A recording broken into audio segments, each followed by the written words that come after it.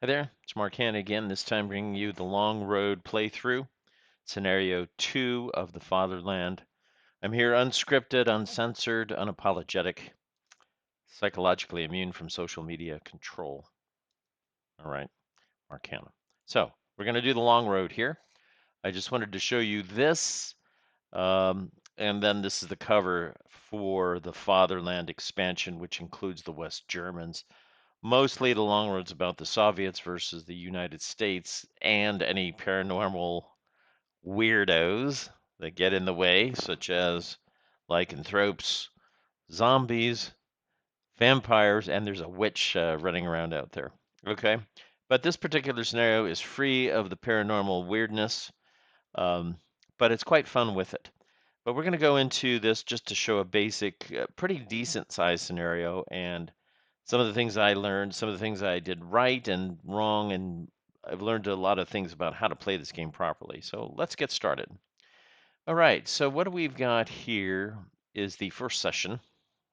This is a vassal log. Maybe I should change, I can't change the size of my face here. Sorry about that. Okay, so you can see here, let me get the control system out. So over here, we've got a blocking force of Soviets and an attacking force of Soviets. Not shown are some ones that are going to be coming in on turn 2. Let me show you those. There's a big stack of units here coming in, a bunch of T-80s, and a recon spotter will come in on turn 2. Um, and the mission basically is it doesn't matter how many forces you lose. What you need to do is take this city here, as many hexes as possible. Each city hex is worth 5 points to the Soviets. They need to get 35 points. But subtracted from that, for example, if they bombard the city, it can create rubble that kills civilians, and it can create refugees that you have to deal with that are on the map that can possibly turn into armed mobs who then try to attack you. Okay, so even the civilians are somewhat paranormal in this. I suppose if you're going to have a scenario like this in the United States, everybody's going to have some kind of weapon that they're going to bring to the table, right? So it's kind of fun like that. But um, this is in West Germany. So the West Germans get penalized. In fact, I don't even think they're allowed to bring in artillery onto their own cities. There's a special rule for that. So I've got some vassal files here. I'm just going to step through these as quickly as I can. Here's the initial setup. After doing some preparatory work, there's another video that I showed you earlier. I decided that these guys, these Soviets over here, need to be set up out of line of sight of these tanks that are coming in. These leopards over here, I'll show them to you here in a second. Let me clear this here. Zooming in on the map and scrolling over, you're going to see these leopards are pretty juicy. They've got a 16 attack with a red range rating. Red range means if you look at this thing, their short range is 4, normal range is 8, and they can go out to long range at 16. But because of the special A up in the corner there, you see it, A, advanced targeting, they only shift 1 for long range fire, so they're quite deadly. Uh, the only advantage that the Soviets can pick up here is they're normally going to take enough hits to be severely reduced and possibly wiped out each time one of these shoots. Is if you're shooting, you can't move very quickly. You can see this 5 factor here. Let's zoom in on these a bit more. The 5 factor there represents fire and gun. It's in an orange explosion. It means you can move half, fractions rounded down, of your movement and shoot. So, for example, in the movement phase, you could move 1 hex or spend 1 point, fire for 3 points, and move 1 more hex. Or you can fire and put a run and gun marker, meaning or gun and run, which means that you've gunned in the fire phase and now can run in the movement phase by moving. Or you can move half your movement points and then put an overwatch, so that if guys are trying to sneak away from you, you can move into a hex next to them and cover their retreat routes and blast them as they try to leave. These T-60s, T-64s, these are the Soviet old school battle tanks don't have fire and move. So they can either fire or move, or that's it. Okay. Now, each player will get some cards that allows them to do different things. This is the Soviet deck. Here they have sort of a SAM missile launcher that can attack a helicopter or airstrikes. They also have a special card that helps improve their morale. So you'll get these little, these are things Mark Walker put in to juice up the game. So these are good. Here, okay, now this is the NATO, so you can only look at the NATO stuff. In other words, you look at, they've got Lucky Day and Superior Training here. These do different things for the Western side. They're generally flavored to represent something that's typical for that side. So, for example, the superior training can make a difference. They're already superior in most cases. Also, the Western allies, or in this case, the West Germans, have superior morale. Their morale is 4 or less, with a 0 being a 0 on this 10-sided die. And so they pass morale checks a little bit easier than the Soviets, which are 0 to 3. All right. So that pretty much gives an overview of the situation here. I've set up on this side, the West Germans are trying, I haven't really quite figured out the best way to defend here. Do you defend inside the town and let them come in, or do you keep them from getting into the town? I chose a perimeter to keep them from getting into the town. All right. So I think they had to set up first. Then the Soviets set up. They have some sort of surrounding forces, but their main force of T-80 tanks is coming in on turn 2. And they're pretty good, but they're nothing like Leopard 2s. They're nothing at all like Leopard 2s. So in the initial assessment of this game, what I did was I took a look at this, and these guys have a movement factor of 5 or 6. So if you look at going 6 hexes, 6 hexes, 5 or 6 hexes, takes you 3 turns to get into attack range, and then you've got to set up and penetrate the town. That's assuming that the Soviets, who are attacking from here, off board here, in here, and they can even come in from these sides if they want, um, have taken most of the town by the end of the game. How many turns does the game have? 7 turns. Okay, so we're on turn 1, and as you will see, the Soviets are going to win the initiative. So let's see how this plays out. I'm going to step through the file, and we'll see how things go here for everyone. Uh, Let me get that better. Oh, that's maxed out right there. Okay. So yeah, I'm going to step through the file. We'll see what's going on. Depending on how many notes I made. Okay, so here's a fire shot here, from here to here, and nothing happened. It hit with a 3, and so it wasn't a very effective shot. So you'll see that I improved my. Well, in this case, it was an effective shot, and it actually wiped out the mortar. You saw the 3 hits. These are the saving throws of 6, 9, and 9. Those are terrible rolls. The morale is 0 to 4. So the first hit, they got suppressed. Second hit, they got flipped and suppressed. Third hit, off the map. So I've got a graveyard over here, and they should be, well, maybe I didn't move them to the graveyard this time. Okay. Anyway, I will later. Okay, oh, maybe I did it correctly that time. Yeah, there they are in the graveyard here. Okay, this is quite a good attritive game. There's it's I like this part about this game. There's, no messing around. You shoot and you get 4 hits on somebody, and you cause a lot of carnage and casualties and smoking wrecks and rubble. Um, it's action packed, even for a 7-turn scenario. All right, let me step through the scenario here. So what happens is you alternate fire.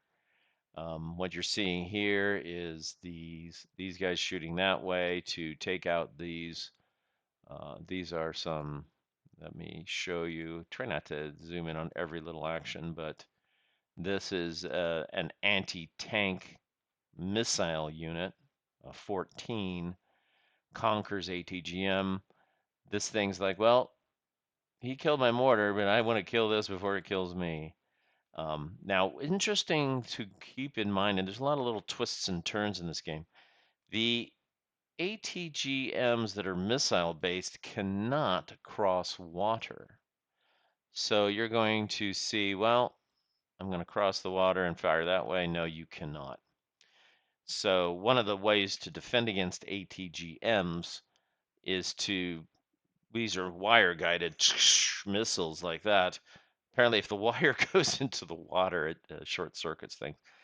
It's a way to simulate that. I never actually heard about that from before, but anyway. Okay, so there we go. And yeah, so they're going to shoot at that, and bang, it was wiped out. Okay, these guys are going to. Now, what I decided was the fire is not too effective if you just fire one unit. You can add a second unit and shift your fire a couple of columns. So all the fire for everything is done on this fire results table. So if you add a second unit, let's say if you start at 0 over here, and you add a second unit, it moves you to the 4 table. And then these results show you how many hits you get, and those are how many saving throws you get. I'm not, my gaming experience is not to have saving throws, but, from a standpoint of a design for effect, it works just fine. You wind up getting a number of hits, sometimes more or less, but you still have a chance of like dodging them or having them be duds or whatever result means for a morale check. Maybe the allies have slightly better armor or something like that. So anyway, by combining the fire, what that does is it makes this attack here. I gotta get that out of the way. It's going to make the attack that you see, I think it's going to be from here to here, more effective. So let's see what happens with that result. And I'll try to open up this window so we can see it rolled a 4, 2 hits. And so it got only one hit, one saving throw of 4. A 9 is the first hit. The first hit is always disruption. Any disruption units that are subsequently hit, including by the same fire, are then reduced, which is a flip. Okay. And you flip the units over like this. And you can see they're in reduced effectiveness there. Their fires have, their closest combat is actually reduced only a little bit. So that was that. Okay. So we'll continue on. So they're shooting back, the more shooting going back and forth here. All the shootings on this side. So as you can see, some preliminary bombardment here has disrupted the front lines of the force. They did not attack the Milan anti-tank guided missile because they didn't have any armor. And this has you can see the 10 is the anti-armor attack. And the red is, of course, the range that it fires at. This is its anti-personnel attack, which is 2, and it's only effective adjacent. The infantry with a 6 can fire up to 3 hexes at regular fire combat. Again, you look at this range chart, and you can see the normal range here. For green is 3. Let me try to circle this. Green is 3, orange is 5, red is 8, and 12 is for blue. Blue is usually anti-tank wired missiles. Red and orange tend to be more for the NATO forces. Orange and green tend to be more common for the Soviet forces. Okay, so range advantage for the Western Allies, but numerical advantage goes to the Soviets, and the Soviets usually generate more artillery barrage cards than the Western Allies. The Western Allies tend to possibly generate more airstrikes, and these come through on these cards up here. Okay. All right, so we should be able to blast through this now that I've gone through some introductory elements here. Let me continue to step through the turn. I'm going to zoom back out here a little bit because you're going to see some movement go on. And the way this worked is that the Soviets won the initiative, so they got to, I didn't flip that over, but they had won the initiative in this. They got to fire first, which is alternate. So Soviets fire, West Germans fire, Soviets fire, West Germans fire. And then during the movement phase, though, it's one side or the other. The side getting the initiative gets to pick who moves first. But what I found out in this game is, unlike some other games, maybe moving first is what you want to do. There are going to be some times when that's not going to be the case, I'm pretty sure. But anyway, that's how I was kind of playing it. So let's step through the rest of this turn. Okay, it's movement phase now. You can see this Soviet unit here is moving along. I intend to drop off some infantry in the forest here. This is another transport unit that decided it wasn't in a good spot because the martyr's over there, so it moved to there. Actually, what did I do? Must have changed my mind. Oh yeah, I moved it there. Okay. Now the West Germans are moving, doing a few things. They move the martyr around to that side, so maybe it got a better shot over there. It's not actually going to be able to shoot across there though, because I think I forgot that the water will block you. The T-80s are going to be coming on over here. He's like, oh yeah, I'll shoot at some T-80s. Well, no, you won't. I don't think it ever gets the chance, by the way. Okay. All right, so moving around some more, moving some more. Okay, so here they come into play. They decide they don't want to get into range for opportunity fire. So here comes the main assault rescue force for the West Germans. Okay, and now we put focus, aid and focus markers help you rally. There's one right there. That's a plus. You get a reroll is what you get. So if you fail your morale recovery result in the rally phase, which this guy's disrupted, so he needs to roll his morale or better. And when he's in cover, it actually improves his morale. Sometimes I forgot to improve their morale when they're in cover. So if they're in cover or out of line of sight of an enemy unit, they get a morale boost of 1. Okay, it's not cumulative, so the most you can improve your morale is run, and then the aid marker there lets you re-roll for any kind of rally. There's also a focus marker that you can put down. Is that where I put that? No, that's there. There's okay. I think I put the focus marker here for the Soviets, and that lets you re-roll any attack or close assault or spotting for artillery and stuff like that. Okay. And if the focus marker is not used, you can then flip it over so you get 2 re-rolls with it.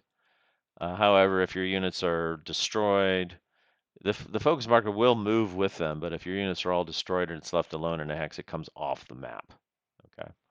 So you have, it's nice to have, but it's not like something you can move around at will. Once I put my morale focus or morale marker over here, it's going to help these guys up, but these guys over here are going to be too far away. And you'll have to wait for the marker to come off after being used or just removed, and then later put it back on.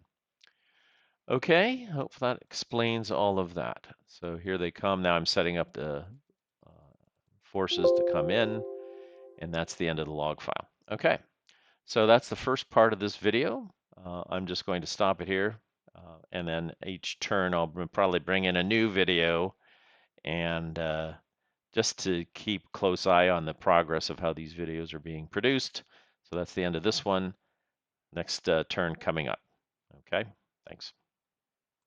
Okay, so here's the file for turn 2. You can see the situation. Uh, you know, I like the broad sweep of this. These are big maps. They're nice and big. They're big hex counters. Um, the maps are visually. I kind of like them. I wouldn't say they're the most detailed map, but they're functional maps. They get across what you need to get across. You've got forests, you've got towns. Actually, I should distinguish here. You've got a town. This is actually a city. Towns have more brown, and they're smaller, less than 3 hexes, I think. There's a. It's all on this chart. All of these charts are very well designed. Um, And here's the terrain example. Towns are 1 to 2 hexes, sorry, and cities are 3 or more. And cities they're harder to move into. Take a look at this. I don't think I took this into consideration when I was the attacking West Germans. Just to move into a town, it costs you 3 for your AFVs, uh, 2 for your leg units. That basically is for the slower German units, 1 hex. 1 hex, unless you're coming in on the road. So that shows you how important the roads are as you come into towns, because the rest of the part of the town, I guess, is urban environment with rubble in the streets. Very hard to move through. Okay. And of course, creating rubble can also affect that. Um, there is rubble, and rubble makes it hard. It also negates the road. Okay, here's the rubble one right there. And I can't quite dial it in, but here's rubble. Uh, blocks line of sight at the same level. And as you can see, the ground units themselves um, in terrain, leg units, as he calls them. Actually, it's quite apt because trucks fill it. Trucks, I think, can be shot at as if they're leg or as if they're vehicles. Don't get your trucks anywhere close to the enemy. They're going to be blown to smithereens. Um, but you can see that the terrain actually helps the defender more for leg units. For fire combat, it's more effective. Close combat, you go in with into a city. This is where you got to be careful. You don't really want to take your main battle tanks into the city to take them against infantry. First of all, usually infantry has a bigger close combat value than a tank. Second of all, it's going to get 2 shifts on the chart. Um, so and you can't overrun in that terrain. I think I broke the rules a few times here. Overrunning in the forest once or twice. I think I overrun in the city. You can't do that. It's got to be rolling terrain, open terrain, or hill terrain for overruns. Overruns are quite effective, but I think I was overusing the effectiveness inside the towns. Sorry about that, gents and ladies, if you're watching. Okay, so, um, right. As you can see, we've got West Germans coming in and they're defending over here. Some of them fell back in their turn. The West Germans were like, we don't want to take all that fire. We also know these tanks are coming in. Um, and these West Germans will need to get in here. Now, what started happening also is that the Soviets kept winning all of the initiative rolls here, as you'll soon see. So anyway, we'll start turn 2. Here we go. So initiative, I started keeping notes here.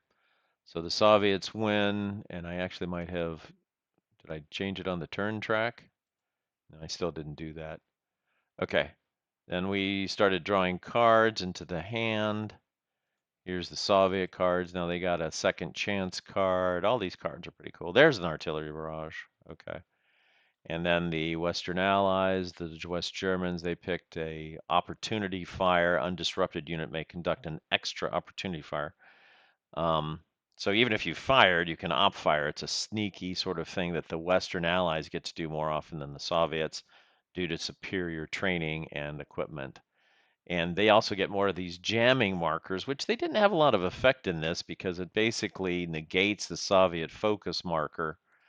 But I was never very good at putting the focus markers where they needed to be in this game. So even though I did some ECM jamming, it didn't really matter all that much that I had done. Okay, so that's the card draw phase. Then we have the rally phase. There's a bunch of rallies that are going on here. You'll see this disruption come off on some units down here. One of these failed their rally. There's no rallies over here to do yet. Okay. All right, so here we go. Um, so failed some rallies. Okay, fire phase. The Soviets fire first, and they're going after this guy. That infantry, bang, on the 4 table. Oh, he rolled a 0, which is a huge hit. So just to follow this, The calculation was at the 0 table, but there was a second firer, so you move up to the 4 table. Then I rolled a 0, which is a critical hit if you roll artillery or mortars. That's 5 hits. So then this guy takes 5 morale checks. He rolled a 3, which is a pass, and then a 6, 7, 7, and 9, which is annihilation because that's 3 hits, a fourth hit actually. Now, you don't create rubble when you're just shooting small arms or anything like that. It's only when you're doing artillery bombardments that you can do destruction of cities. I think that's reasonable. Okay. So anyway, you'll see that guy come off. Now here's the graveyard now. Okay. I think I straightened this out and put the Soviets on their own graveyard later. Graveyard track. All right. Oh, I can't do that. Okay. Here we go. So continuing on, any other fire? A little bit of fire here and there. Oh, it looks like they destroyed that one too. A lot of low rolls at the beginning of this game. Okay, so the Soviets choose to move first, so you can see they're over here pulling back. Um, they don't want to get hit by a move and fire. Um, these guys are just trying to slow them down. All right. And even though I think they eventually get really damaged, they did slow them down because I think I took too much time taking them out. But we'll get to that later. So they fall back. Um, let's see. And more falling back. Now the teeth, these come on. He tries to take a shot. It's an illegal shot. Uh, oh no, they're going to overwatch actually. Maybe they didn't check. I just think I was checking the LOS. So they moved half and they're going to go into overwatch, which means they can use opportunity fire after moving. These are T-80s. They have a blue explosion marker, which means they can move half and fire, but they lose 2 to the left. The leopards only lose 1 to the left with the orange explosion marker. All right. So they're coming in, trying to get closer to the town. All right, all that's done. Okay, they move around over there, doing some stuff. A little bit of West Germans now go. Okay, this is where I did an illegal overrun in the forest. Okay, so yeah, this was a hellacious overrun. You get tripled on overruns. So I got a 24 to 4. It was a 6 to 1. So as it turns out, this is a bad way to come in because in this game, if you look at this river here, this river is unfordable. You have to cross at bridges. So by blocking that river, this is just not a good way for the Western allies to come in. All of their guys should have come in. Uh, Let me erase all of that. All of them should have come in this way and not come in across the river. If this hex was blocked, there's no way you can't go through the forest. You can't skirt around the forest here. You know, there's no crossing here because you can't cross the river. Um, Unfordable. This river, though, is just like a stream. So you can cross it with a +1 movement for anything. So 1 factor to move across it. Um, Still can't fire your ATGM wire-guided missiles across it, though, or even across this lake. Any kind of water, you cannot fire the wire-guided missiles on. So I find that interesting. Okay. Anyway, let's erase all this nonsense here. Continuing on. So this overrun is done. Sorry, Soviets. You got screwed here. Tripled, 6 to 1, rolled a 1, defender eliminated. Okay. So when you do an overrun, it's kind of interesting. You have to have enough movement points to enter the zone of control, which is an extra movement point, enter the hex, which is just cost because there's no zone of control in the hex, and then hypothetically exit into the zone of control of the unit you just overran. Okay. So you really pretty much have to be set up pretty close, either next to them or 1 hex away to do the overrun. And another thing I did wrong is that when you do the overrun, I didn't do it wrong this time other than doing the overrun, which was wrong. Um, you have to go, just like old Panzer, you have to go straight across. I think I played that you just had to exit the hex, but no, you have to go actually straight across. So anyway, that was 1 Soviet unit wiped out illegally. Oh well. Anyway, so there's a burning wreck there because it was a critical hit. I rolled a 1, a 0, 1 puts burning wrecks if the enemy is destroyed. Okay, so then they continued on. So they spent 1, 1. They didn't have any zone of control anymore, so they just went right through, right up to there. These guys ran in. They can't do any. This is how you can play this because these T-64s don't have any op fire. You see? Okay. Right. So then they did. Somebody did some fire. Oh, I had that opportunity fire card, so I used it to blow up their Songster anti-tank guided missile, which is one of the more deadly units. It had a 14 attack. Let's look in the graveyard. Yeah, there's the Songster. Okay, but that got blown up with that. Remember that card I had for the Allies? I played it for that purpose. This guy took an opportunity fire shot. Was it an opportunity fire? I don't even know if that was legal. Let me look at the card.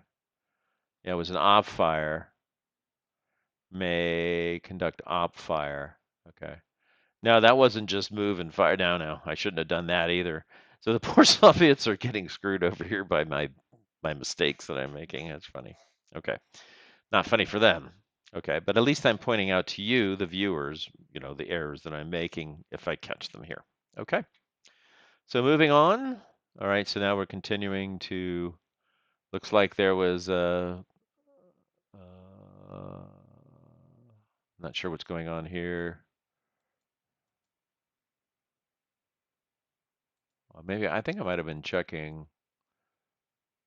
Oh yeah, I was checking. Why is this first die roller rolling so low? I was getting tired of the bad statistics. Okay. So now there's a close assault. These low-grade tanks, this is what I'm talking about here. Let's zoom in on this action here. Okay. This is where I realized, okay, if you're the Western Allies, don't move next to the enemy here because this is when they can close assault you. And in reality, oops, let's do this. In reality, their close assault is that gray circled box of 4, and they're the same. So this is an actual opportunity for the T-64s to go in, mix it up, try to get side shots, blow up the back. So if this is, since they're both moved, they can both close assault. So this is a 1-to-1 attack. Soviets are like, yeah, you park next to me. You're a mistake, buddy. Okay, they say that in Russian, of course. And the Germans are saying, Scheiße, Scheiße. All right. Anyway, it's a 1-to-1 close assault. The results are 5 Soviet hits on them versus 3 on the West Germans. Soviets have rolled a 2, 3, 4, 5, and 7, so that's 3 hits. Okay. And the West Germans passed 2 attacks and 1 hit, which is just a disruption. So that attack did not work out well. Okay. But that's how close assault will work.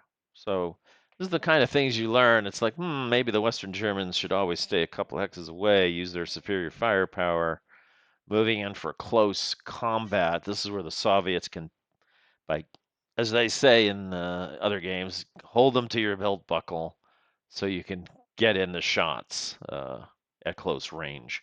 So this is where the Soviets excel. Okay. So I learned that the easy way, as the West Germans, I would say, because it could have been the hard way, and it wasn't. Okay, so here we go. Continuing on with this turn, it's the aid and focus part, and smoke removal. This is where you roll for the smokes. If it's odd, it stays. If it's even, it flips, but none of them. Okay, and now we go to turn 3. So this game plays pretty quickly, and it's exciting. Let's check out the graveyard at the end. Ah, wow, look at that. The Germans are taking some casualties in the city of Gersbach, but the Soviets, the delaying force, and even their attacking force, is also taking some casualties. So, but the T-80s are on their way. We don't see them here, but they're over here. I'll move that slider. They're coming on here. By the way, I forgot to move this a couple turns. You'll see later. Oh, my spotters. And I move them up. Eventually, they go over here and try to spot for artillery, but I never draw a card. They actually are pretty much a waste. They don't actually. They're recon though. And what's nice about recon units? Okay, see that R means recon.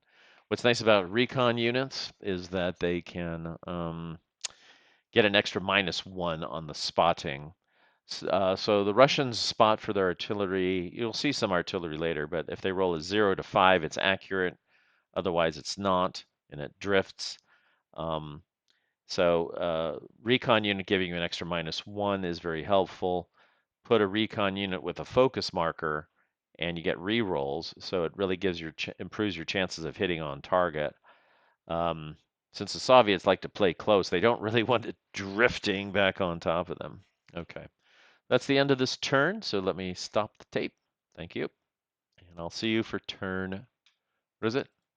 Turn 3. Yeah, turn 3 coming.